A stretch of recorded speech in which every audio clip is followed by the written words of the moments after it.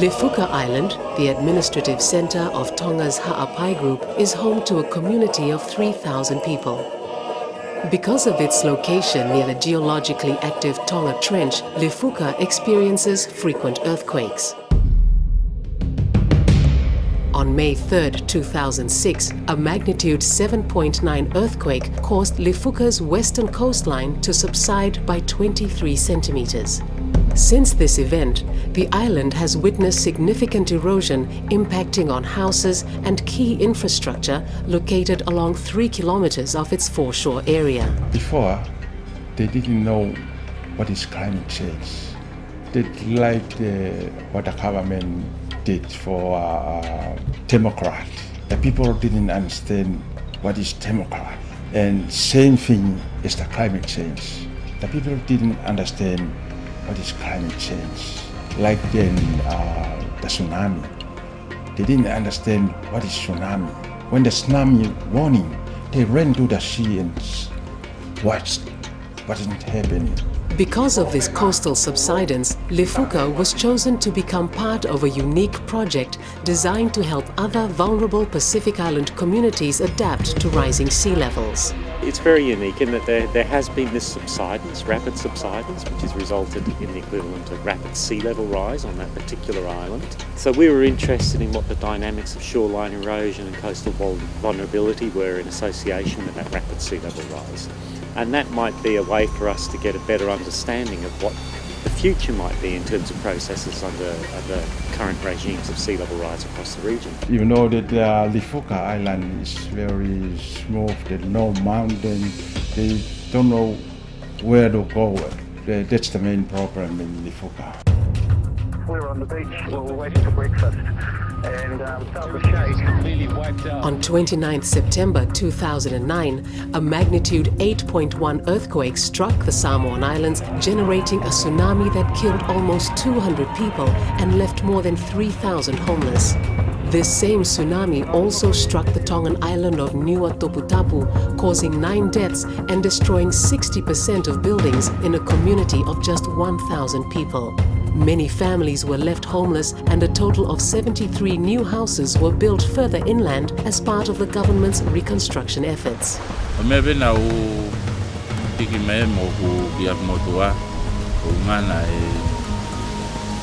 Tsunami ko na hoko ko giliwa ko yan na paro-paro matatao yan na hoko ko pare una na hake tahi au ko loe fariki ko pare pe hake mai tahi lot una o wosia mau ki nau pare ko pe ai si ba mo si ko mo ne o vela I pepe kai ke fe umai pare ke ka no ko na ko ai pau na ha ke tahi ko na kai a fa tu tama ma iki mai le mami. The Lifuka project was managed by the Government of Tonga with support from the Australian Pacific Adaptation Strategy Assistance Program. The project was designed to help the community to determine the practical actions it can take to adapt to the growing impacts of climate change, such as coastal erosion. It is also hoped that the Lifuka project will help to provide critical lessons for the many remote and vulnerable communities that lie scattered throughout the Pacific Ocean. In many ways, the coastline of Lifuka Island is the coastline of a future Pacific.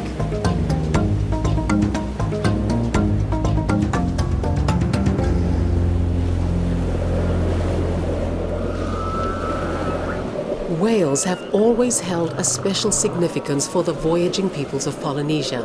Throughout the South Pacific, many traditional stories and myths depict whales as guardians or even as relatives.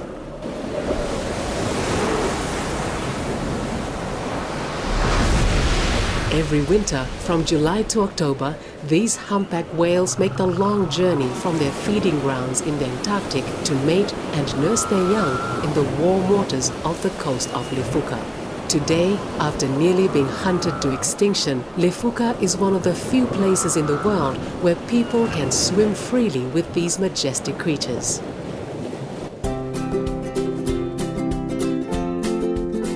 Set aside from the rapidly changing tides of the modern world, the people of Lifuka take great pride in their traditions, their ancestors, and their attachment to their land. Lifuka is very special for me. Not only that I was born in Lifuka, that is where I spend most of my life. Not only that, Lifuka, I can say, that is the only island in Tonga, in the Kingdom of Tonga, as I said, that still have the respective of the Tongan living, like the parents and the children, the respect of the children with the fathers and mothers, brothers and sisters. There is a way of living in Tongan.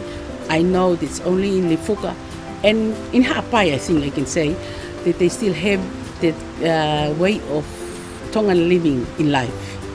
The respective of the families. The Lifuka project took a unique approach by combining scientific surveys of the coastline and groundwater resources together with community surveys and discussions about their coastal problems and the potential solutions. Experts from the Secretariat of the Pacific Community and the Tonga Community Development Trust worked closely with government agencies to involve the community in the collection and analysis of the scientific data. Normally we might go out and do a technical survey and actually look at the technical baselines and technical impacts of this phenomena. But now we're able to actually cross over into the social side of this a little bit more as well. So not only look at what the impacts have been, but look at how the community is perceiving those impacts and what they see as solutions, and see how we can integrate all of this together to come up with perhaps not what are just good technical solutions, but ones that are going to work in the context of that community, that environment, ones that they can live with for the next 50 years and maintain, etc. In the case of Lifuka, we found black and white photography, aerial photography, dating back to 1968. And then we had a series of 5 images through 4 decades to the present day. So we did have some information to discern what happened in the past. And it turns out that coastal erosion was actually a problem even before the earthquake and the subsidence. So it looks like parts of the coastline, at least, have experienced up to 40 meters of erosion in the last 4 decades. A good example on the coastal erosion is the western side of Lifuka, where the hospital is located. At the time, the sea reached some of the hospital buildings. And last year, the Ministry of Health built a temporary force one. All of those houses on that line, as I know that you've been there in that site, most of those houses were built on the land. But now, 1/4 or half of those houses stands in the sea. It wasn't just simply a tectonic movement, subsidence that caused the erosion. There seems to have been a lot of development on the coast as well that sort of has interrupted the sediment supply in the past, so the beaches were not as healthy and able to naturally adjust to any changes, natural changes that were occurring.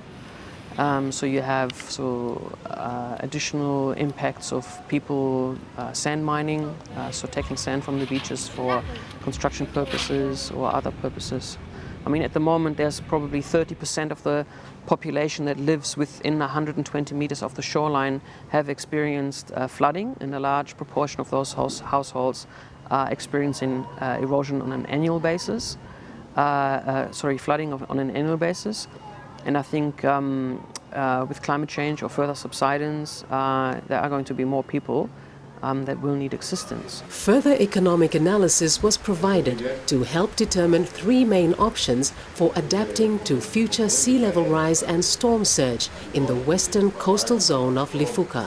These 3 main options were then taken back for consultation with the Tongan government and the local communities in Lifuka.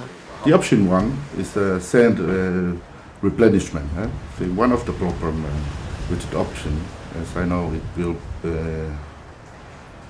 have to following up every 3 to 5 years, and it did budget for that. And if not, I think it would be, it will end up with the same problem as it is now. The second option is we have to move or relocate 100 meters or more than that inland, away from the coast. And one of the problem with this option is land issues. It's the land issues. Because our land is too small, and the government reserve is not much left. Because most of the land are already owned by the people. And it would take time and a lot of work to negotiate with the landowners. The third option is to build a foreshore for protection. From my point of view, this is the best option, not only for protection, but to save our land as it is now. And for the long run, it will last many years. Because we want to preserve our land, not only for us, but for our children and our next generation.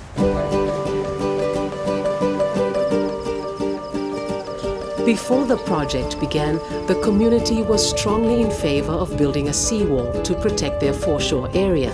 Some initial attempts had already been made to trial a seawall made of sandbags, but this structure was quickly eroded by storm surges. We had the presentation last night, and the group has to be split it up, and they have to select a leader and they debate on the free option, and you all come up at the end with the same answer. The youth and women, and so is the men. They still prefer the revetment. I guess for them, when they look at the revetment, it's a one-time, all the work is put up for them and they don't have to do anything for the next 30 years. And that's the thing, the revetment advantage. Revetment has is just the, they now know it's 30 years for maintenance, period. Because the one in Tonga has been 30 years now and no maintenance at all. Any engineered revetment designed to fix the location of the Lifuka coastline would also have to be a permeable structure. This means that during extreme events, it would have to let water pass through in order to break up and absorb the energy of the waves. While such a revetment could protect the land from erosion, it would not prevent inundation unless a very robust and highly expensive coastal defense was constructed.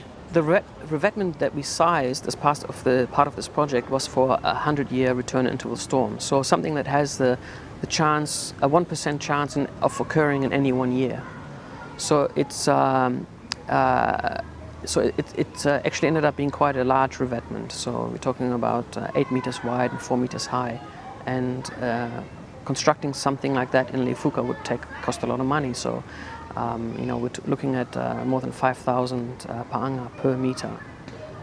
So for a coastline that needs protecting, several kilometers of coastline, is going to be a big expense. The ability of a small rural community to be able to fund the maintenance schedules associated with a large engineered structure, it's an impossibility. Because we're talking millions of dollars here. So those sorts of realities, I think, they need to be very clearly explained to the community. So you can take this path, but there will be consequences, and how do we manage those consequences? Say, well, maybe we don't need such a big revetment, maybe we can go for a smaller one to buy us time, but what that does is that you are arresting erosion and you're mitigating against some of those higher frequency events, but it gives people a full sense of security. So I guess what ends up in what we've seen in a lot of places is that the foreshore or the coastal areas will see even more development because people think they are protected by this revetment, and where in fact they're at greater risk from extreme events. I recall at the beginning they were only saying foreshore because that was the only option that they have seen. It's working, especially in Nuku'alofa. they weren't aware of other options. Now the whole process has provided them with other information and other options, and in fact the discussions was based on comparative advantages of this option. They weren't just too narrow on focus on foreshore. They were considering other options. I'm not really convinced that a donor or external funding will be able to provide this level of funding that's required to build a revetment, because we're talking about 500 households and 3,000 people. So I think the option of planned retreat, in my mind, is still the better option, and taking into consideration that will happen not overnight but over generations.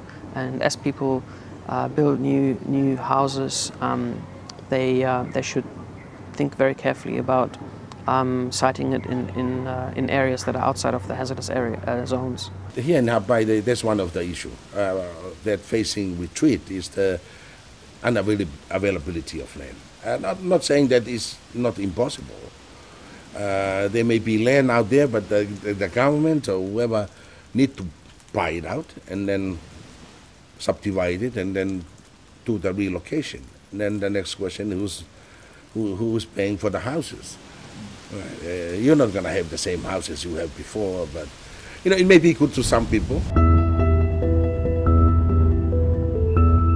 Tevita Sisitotai and his family had to abandon their home because of the direct impact of the coastal subsidence.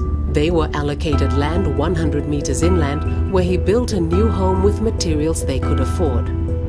Tevita is one of the few people in Lifuka who believes that planned migration inland is the best option for the community.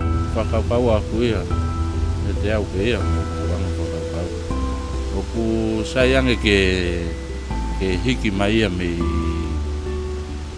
me tahi safe yang e o ke are hata hai ku alupe peliria ke amo malunga tahi e ka ai for so ai e tatau ai pe ko ne pau pana ke ko vi ku ka ke tahi u sai yang pe ke o mai lo to no ando ku mai ke no me ya pe ke sia tu pe ko nga ke me fokin na tong ke iloi pura nga ke nau sio kia o nga ke sai pe me a ke sayang ke vai u nga ke ka kai kon na hi me mi tahi ki utani e fa na to kon ki ai ma ko nga ki ai pe a ko nga ki ko so a o nga ke e sai for so a pe te kaurere pe ke kau.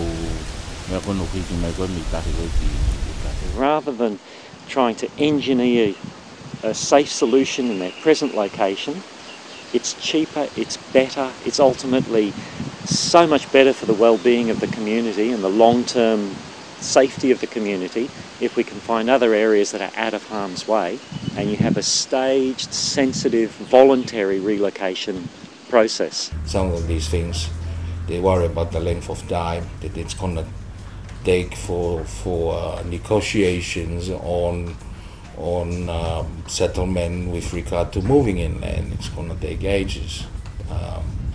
Obtaining a piece of land, everybody knows it's not an overnight thing.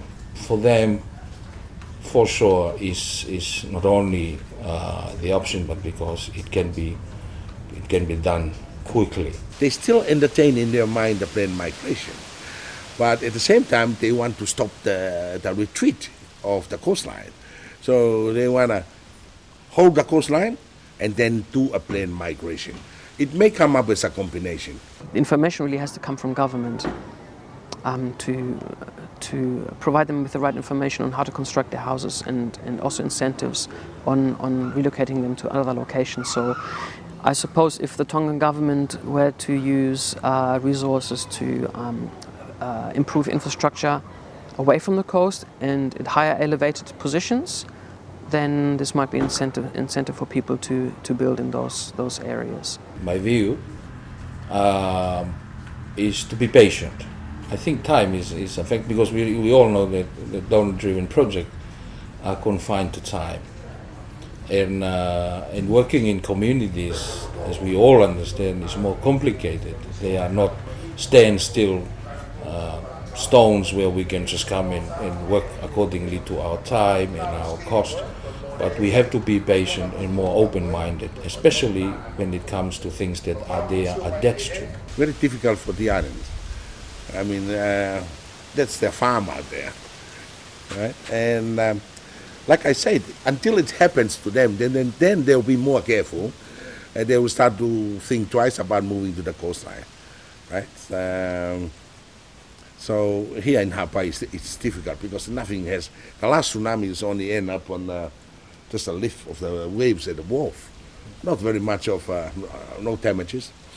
So maybe they need to be reminded in a much bigger way. Wow. O kai peke o tui tatawa mona tolu. O ngai o sayang ke o mai ki loto fonu. O ngai yan hau tolu o nau ki no fo pe nau tolu ya ta. O mo no i fo pe no fo ita hi he alo mari ka ko ni alta ma ki veu ka o dia.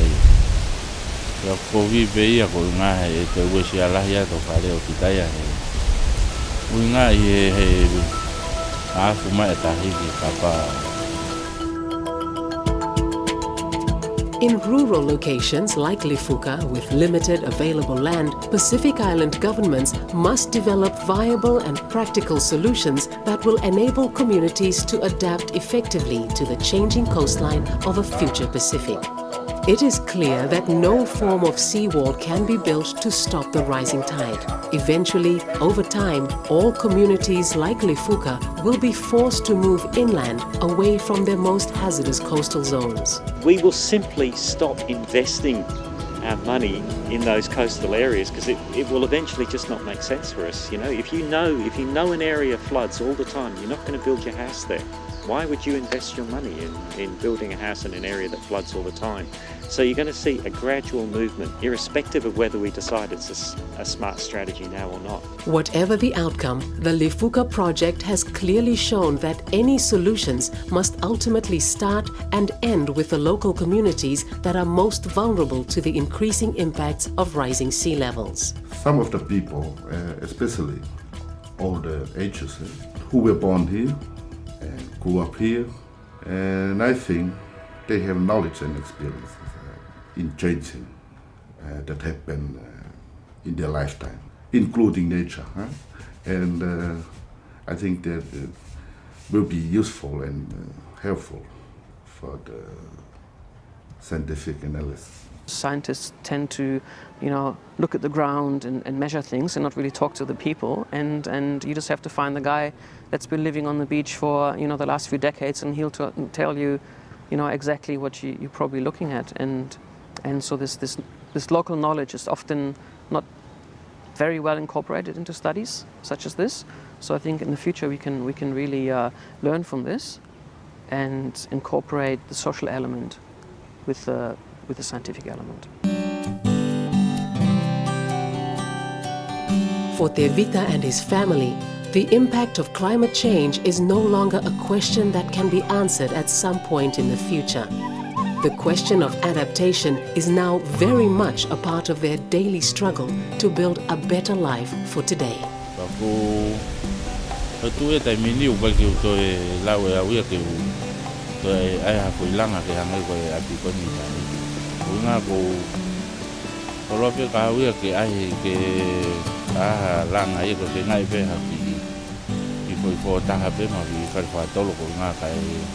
Kalau beke hau gaya family ko nga ke yung no fogaya ko nga ko tu maya ko ki pare ta mini yo ko tu lu ya ka ku nga ka ko pe nga beke kalau be ko I fo ta beke ko ke fai pe nga ka ku ki nga we ya ku pe unga pe mo kai bongbong ka le ka ku mau ke fe nga pe ta mini ke fa halanga ko no moni ba ki penga family aya ko ka le ka ko ki I think what we have to do is get past this idea that it's just an interesting report for a few people that sits on someone's desk, but it's a tool. It's a tool for that country to use to leverage bilateral support to implement the solutions that they have selected appropriate for their community.